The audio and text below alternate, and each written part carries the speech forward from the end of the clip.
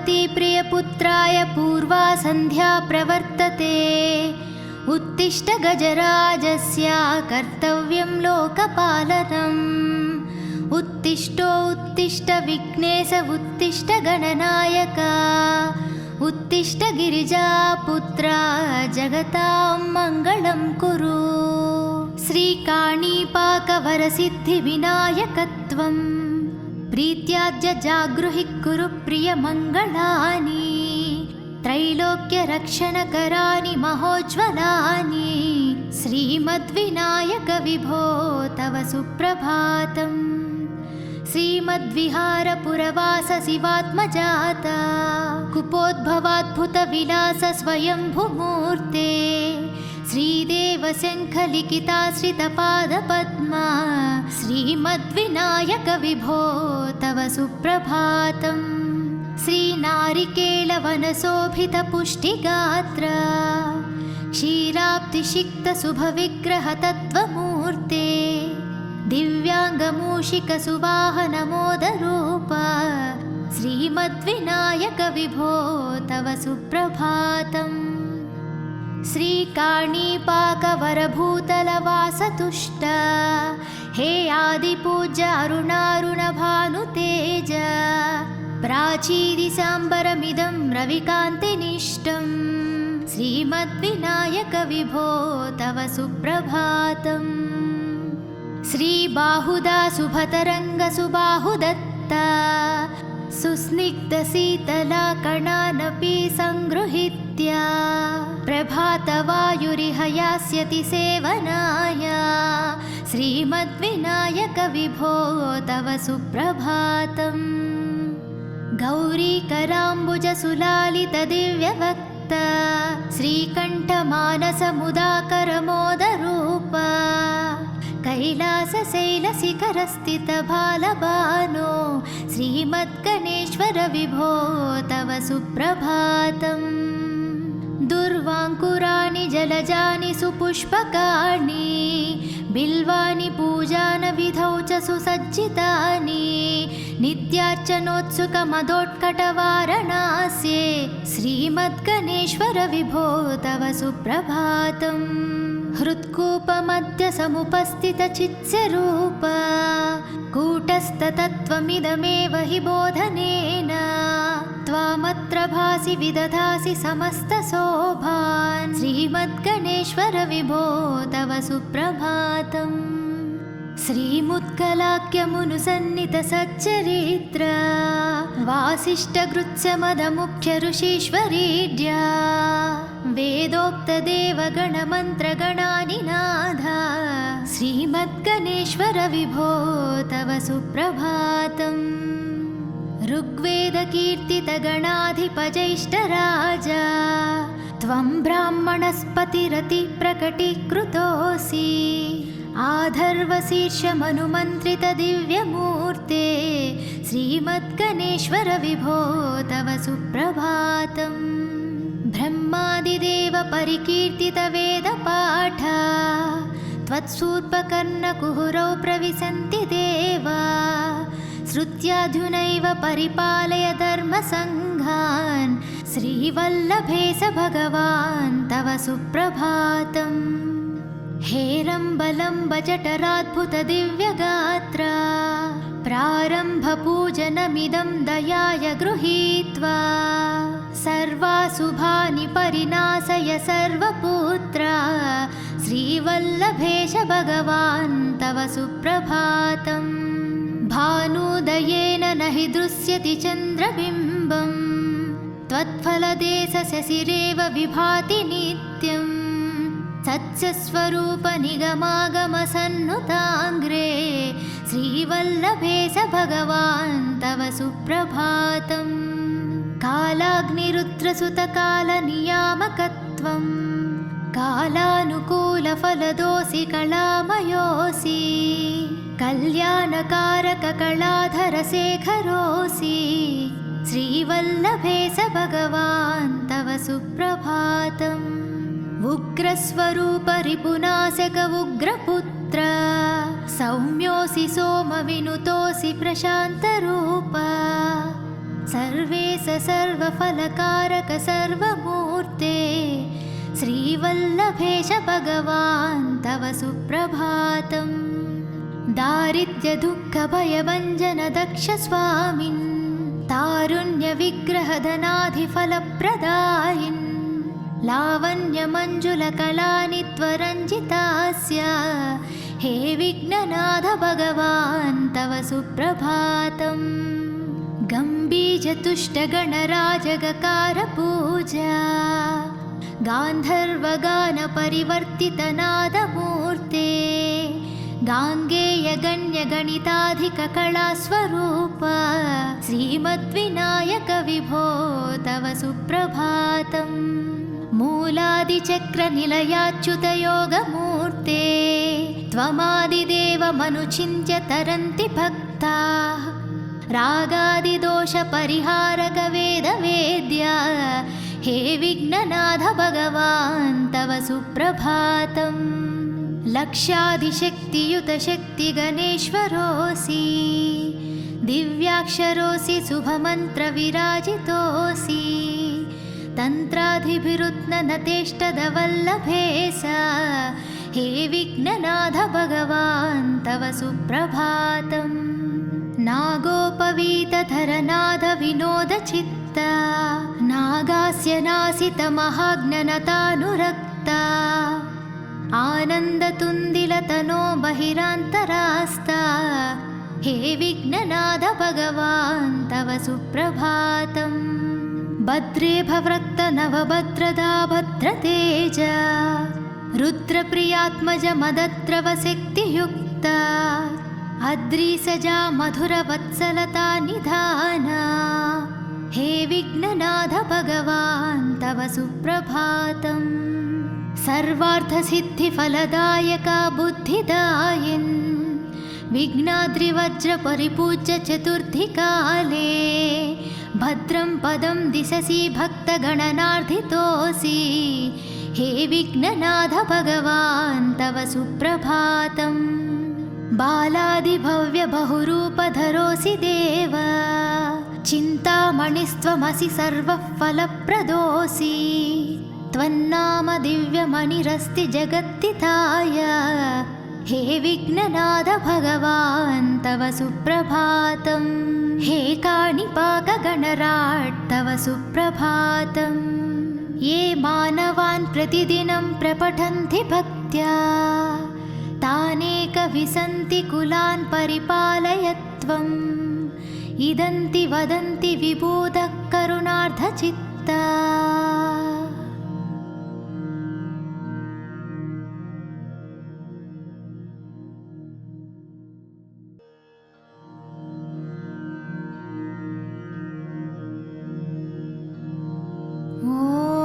पार्वतीप्रियपुत्राय पूर्वा सन्ध्या प्रवर्तते उत्तिष्ठ गजराजस्य कर्तव्यं लोकपालनम्। उत्तिष्ठो उत्तिष्ठ विघ्नेश उत्तिष्ठ गणनायक उत्तिष्ठ गिरिजापुत्रा जगतां मङ्गलं कुरु। श्रीकाणीपाकवरसिद्धिविनायकत्वम् प्रीत्याद्य जागृहि कुरु प्रियमङ्गलानि त्रैलोक्यरक्षणकराणि महोज्ज्वलानि श्रीमद्विनायक विभो तव सुप्रभातम्। श्रीमद्विहारपुरवास शिवात्मजाता कुपोद्भवाद्भुतविलास स्वयंभुमूर्ते श्रीदेवशङ्खलिखिताश्रितपादपद्मा श्रीमद्विनायक विभो तव सुप्रभातम्। श्रीनारिकेलवनशोभितपुष्टिगात्र क्षीराब्धिषिक्तशुभविग्रहतत्त्वमूर्ते दिव्याङ्गमूषिकसुवाहनमोदरूप श्रीमद्विनायक विभो तव सुप्रभातम्। श्रीकाणीपाकवरभूतलवासतुष्ट हे आदिपूज्य अरुणारुणभानुतेज प्राचीदिसाम्बरमिदं रविकान्तिनिष्टं श्रीमद्विनायक विभो तव सुप्रभातम्। श्रीबाहुदा सुभतरङ्गसुबाहुदत्ता सुस्निग्धशीतलाकणानपि सङ्गृहीत्य प्रभातवायुरिह यास्यति सेवनाय श्रीमद्विनायकविभो तव सुप्रभातम्। गौरीकराम्बुजसुलालितदिव्यवक्ता श्रीकण्ठमानसमुदाकरमोदरूपा कैलासशैलशिखरस्थितबालबानो श्रीमद्गणेश्वर विभो तव सुप्रभातम्। दुर्वाङ्कुराणि जलजानि सुपुष्पकाणि बिल्वानि पूजानविधौ च सुसज्जितानि नित्यार्चनोत्सुकमदोत्कटवारणास्ये श्रीमद्गणेश्वर विभो तव सुप्रभातम्। हृत्कूपमध्य समुपस्थितचित्स्वरूप कूटस्थतत्त्वमिदमेव हि बोधनेन त्वामत्र भासि विदधासि समस्तशोभान् श्रीमद्गणेश्वर विभो तव सुप्रभातम्। श्रीमुत्कलाख्यमुनुसन्नितसच्चरित्र वासिष्ठगृत्समदमुख्य ऋषीश्वरीड्या वेदोक्तदेवगणमन्त्रगणानिनाद श्रीमद्गणेश्वर विभो तव सुप्रभातम्। ऋग्वेदकीर्तितगणाधिपजैष्ठराजा त्वं ब्राह्मणस्पतिरतिप्रकटीकृतोऽसि आधर्वशीर्षमनुमन्त्रितदिव्यमूर्ते श्रीमद्गणेश्वर विभो तव सुप्रभातम्। ब्रह्मादिदेव परिकीर्तितवेदपाठ त्वत्सूर्पकर्णकुहुरौ प्रविशन्ति देवा श्रुत्याधुनैव परिपालय धर्मसङ्घान् श्रीवल्लभेश भगवान् तव सुप्रभातम्।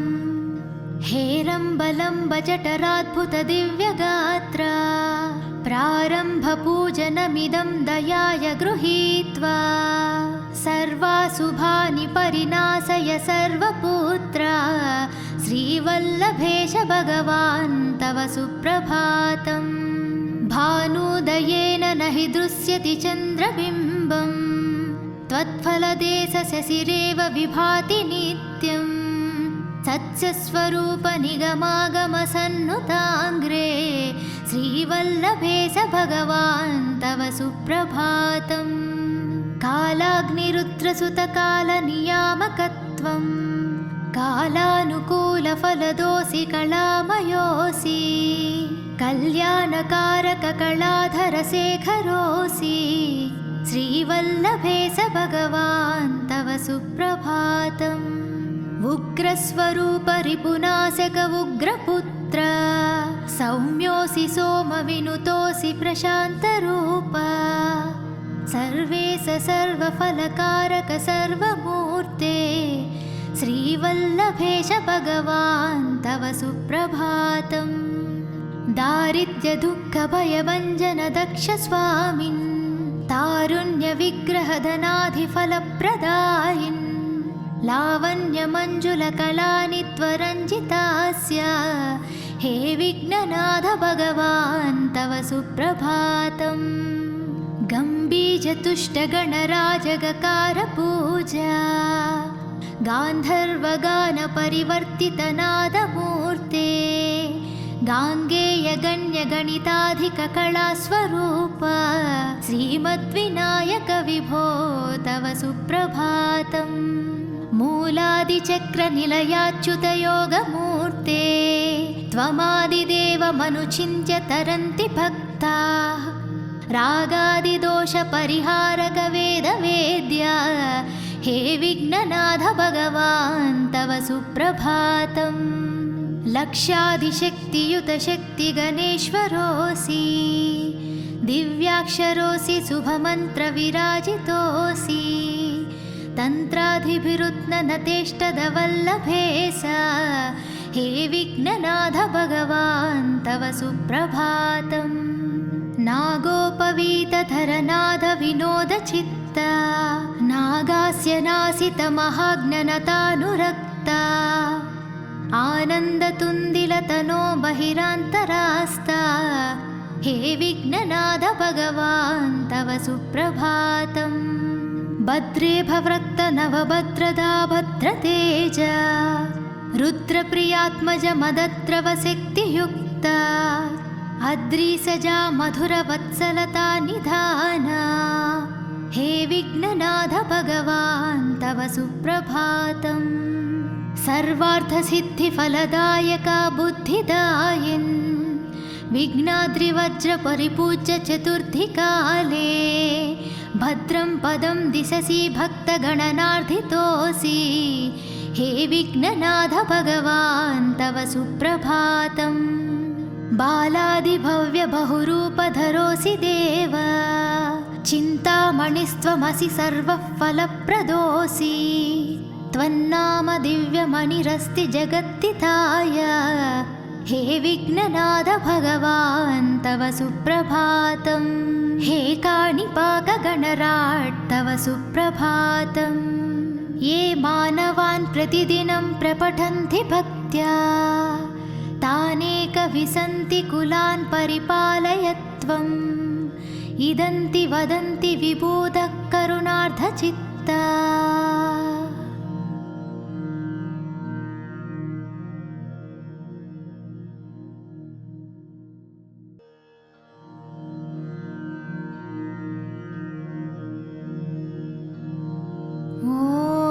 पार्वती प्रियपुत्राय पूर्वा संध्या प्रवर्तते उत्तिष्ठ गजराजस्य कर्तव्यं लोकपालनम्। उत्तिष्ठो उत्तिष्ठ विघ्नेश उत्तिष्ठ गणनायक उत्तिष्ठ गिरिजापुत्रा जगतां मङ्गलं कुरु। श्रीकाणीपाकवरसिद्धिविनायकत्वम् प्रीत्याद्य जागृहि कुरु प्रियमङ्गलानि त्रैलोक्यरक्षणकराणि महोज्ज्वलानि श्रीमद्विनायक विभो तव सुप्रभातम्। श्रीमद्विहारपुरवास शिवात्मजाता कुपोद्भवाद्भुतविलास स्वयंभुमूर्ते श्रीदेवशङ्खलिखिताश्रितपादपद्मा श्रीमद्विनायक विभो तव सुप्रभातम्। श्रीनारिकेलवनशोभितपुष्टिगात्र क्षीराब्धिसिक्तशुभविग्रहतत्त्वमूर्ते दिव्याङ्गमूषिकसुवाहनमोदरूप श्रीमद्विनायक विभो तव सुप्रभातम्। श्रीकाणीपाकवरभूतलवासतुष्ट हे आदिपूज्य अरुणारुणभानुतेज प्राचीदिशाम्बरमिदं रविकान्तिनिष्टं श्रीमद्विनायक विभो तव सुप्रभातम्। श्रीबाहुदा शुभतरङ्गसुबाहुदत्ता सुस्निग्धशीतलाकणानपि सङ्गृहीत्य प्रभातवायुरिह यास्यति सेवनाय श्रीमद्विनायक विभो तव सुप्रभातम्। गौरीकराम्बुजसुलालितदिव्यवक्त श्रीकण्ठमानसमुदाकरमोदरूप कैलासशैलशिखरस्थितबालबानो श्रीमद्गणेश्वर विभो तव सुप्रभातम्। दुर्वाङ्कुराणि जलजानि सुपुष्पकाणि बिल्वानि पूजानविधौ च सुसज्जितानि नित्यार्चनोत्सुकमदोत्कटवारणास्ये श्रीमद्गणेश्वर विभो तव सुप्रभातम्। हृत्कूपमध्य समुपस्थितचित्स्वरूप कूटस्थतत्त्वमिदमेव हि बोधनेन त्वामत्र भासि विदधासि समस्तशोभान् श्रीमद्गणेश्वर विभो तव सुप्रभातम्। श्रीमुत्कलाख्यमुनुसन्नितसच्चरित्र वासिष्ठगृत्स्यमदमुख्यऋषीश्वरीड्या वेदोक्तदेवगणमन्त्रगणानिनाद श्रीमद्गणेश्वर विभो तव सुप्रभातम्। ऋग्वेदकीर्तितगणाधिपजैष्ठराजा त्वं ब्राह्मणस्पतिरति प्रकटीकृतोऽसि आधर्वशीर्षमनुमन्त्रितदिव्यमूर्ते श्रीमद्गणेश्वर विभो तव सुप्रभातम् ब्रह्मादिदेव परिकीर्तितवेदपाठा त्वत्सूर्पकर्णकुहरौ प्रविशन्ति देवा श्रुत्याधुनैव परिपालय धर्मसङ्घान् श्रीवल्लभेश भगवान् तव सुप्रभातम् हेरम्बलम्ब जठराद्भुतदिव्यगात्रा प्रारम्भपूजनमिदं दयाय गृहीत्वा सर्वाशुभानि परिनाशय सर्वपुत्रा श्रीवल्लभेश भगवान् तव सुप्रभातम् भानुदयेन न हि दृश्यति चन्द्रबिम्बम् त्वत्फलदेशशशिरेव विभाति नित्यम् सत्स्वरूपनिगमागमसन्नुताङ्ग्रे श्रीवल्लभेश भगवान् तव सुप्रभातम् कालाग्निरुद्रसुतकालनियामकत्वम् कालानुकूलफलदोऽसि कलामयोऽसि कल्याणकारककलाधरशेखरोऽसि श्रीवल्लभेश भगवान् तव सुप्रभातम् उग्रस्वरूप रिपुनाशक उग्रपुत्र सौम्योऽसि सोमविनुतोऽसि प्रशान्तरूप सर्वेश सर्वफलकारक सर्वमूर्ते श्रीवल्लभेश भगवान् तव सुप्रभातम् दारिद्र्यदुःखभयभञ्जन दक्ष स्वामिन्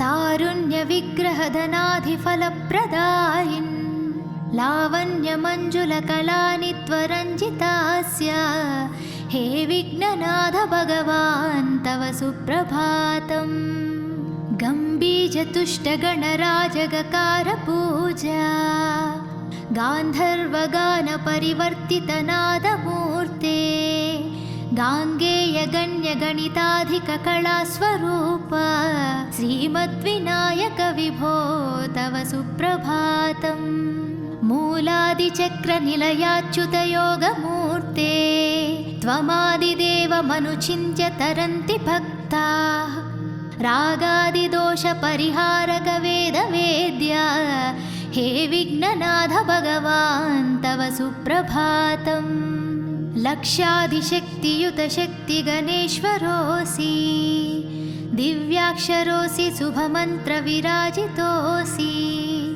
तन्त्राधिभिरुत्ननतेष्टदवल्लभेश हे विघ्ननाथ भगवान् तव सुप्रभातम् नागोपवीतधरनाद विनोदचित्ता नागास्य नासितमहाज्ञनतानुरक्ता आनन्दतुन्दिलतनो बहिरान्तरास्ता हे विघ्ननाथ भगवान् तव सुप्रभातम् भद्रे भवृक्त नवभद्रदा भद्रतेज रुद्रप्रियात्मज मदद्रवशक्तियुक्ता अद्रिसजा मधुरवत्सलता निधाना हे विघ्ननाथ भगवान् तव सुप्रभातम् सर्वार्थसिद्धिफलदायका बुद्धिदायिन् विघ्नाद्रिवज्रपरिपूज्य चतुर्थिकाले भद्रं पदं दिशसि भक्तगणनार्थितोऽसि हे विघ्ननाथ भगवान् तव सुप्रभातम् बालादिभव्यबहुरूपधरोऽसि देव चिन्तामणिस्त्वमसि सर्वफलप्रदोऽसि त्वन्नाम दिव्यमणिरस्ति जगत्तिताय हे विघ्ननाथ भगवान् तव सुप्रभातम् हे काणिपाकगणराट् तव सुप्रभातम् ये मानवान् प्रतिदिनं प्रपठन्ति भक्त्या तानेकविसन्ति कुलान् परिपालय त्वम् इदन्ति वदन्ति विबोधः करुणार्धचित्ता